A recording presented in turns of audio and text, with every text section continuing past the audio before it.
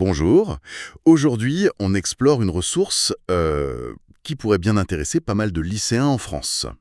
Ah oui, Oui, un guide pour le grand oral du bac, mais spécifiquement pour la spécialité NSI, numérique et sciences informatiques. d'accord, la NSI. C'est tiré du livre Le grand oral, exemple rédigé en NSI de Miguel de la Montagne. L'idée, c'est un peu de décortiquer comment ce livre est censé accompagner les élèves pour cette épreuve. Une épreuve qui peut faire un peu peur quand même. Oui, c'est souvent le cas. Le grand oral, ça impressionne. Alors, allons-y, regardons ça de plus près. Le guide, il promet un accompagnement vraiment complet. De A à Z, quoi.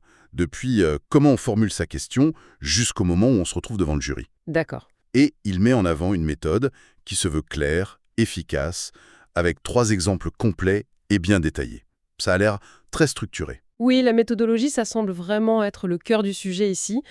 L'accent est mis sur deux choses, en fait. D'abord, construire une question pertinente. Et ça, c'est pas si simple en NSI. Il faut que ça colle au programme. C'est vrai. Et ensuite, bâtir un argumentaire solide. Et les exemples, justement, ils sont là pour rendre ça concret, pour montrer comment faire, pas juste en théorie. Trouver la bonne question en NSI qui soit à la fois un peu personnelle et bien ancrée dans le programme, ouais, c'est déjà un vrai défi. Tout à fait. Et ce qui m'intrigue, moi, ce sont les outils qu'il propose.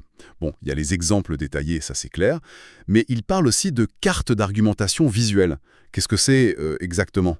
Un genre de mind map pour organiser ses idées? C'est un peu ça, oui, on peut voir ça comme ça, une façon de visualiser la structure logique de ce qu'on va dire, les arguments clés, les exemples qui les soutiennent, peut-être même anticiper les contre-arguments. D'accord, je vois. Pour structurer la pensée. C'est ça. Et à côté, il y a aussi un glossaire des terminacii importants, des questions types du jury, qui sont commentées en plus, et même une bibliographie, enfin une médiagraphie, pour ceux qui veulent creuser plus loin.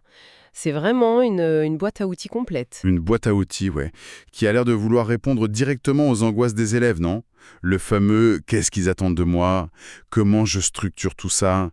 Qu'est-ce qu'ils vont bien pouvoir me demander comme question piège?» Bah oui. Donner des modèles, des exemples concrets, ça peut rassurer, c'est sûr? Absolument. Et c'est là qu'on touche un point intéressant. Ces outils sont faits pour guider, pour donner confiance, mais est-ce qu'il n'y a pas un petit risque? Est-ce qu'une méthode très cadrée ne risque pas de, disons, standardiser un peu les présentations, de gommer un peu la touche personnelle de l'élève?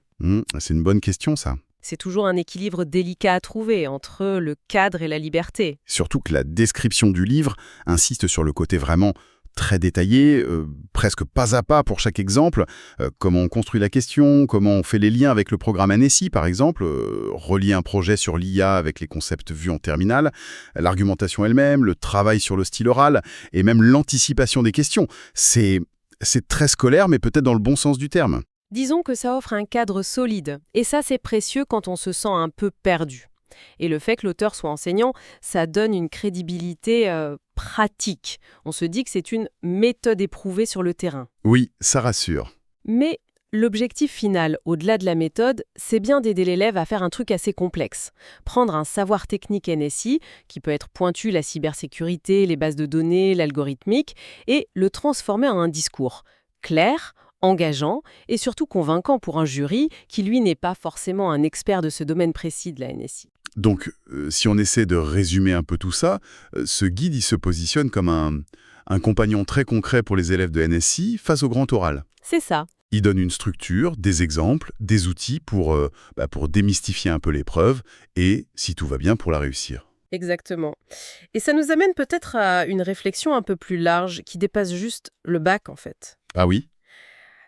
Cette compétence qu'on développe là, savoir expliquer un sujet technique, savoir communiquer clairement sur des concepts parfois abstraits de l'informatique, du numérique, de ses impacts, est-ce que ce n'est pas, au fond, une compétence devenue absolument essentielle aujourd'hui, bien au-delà du lycée?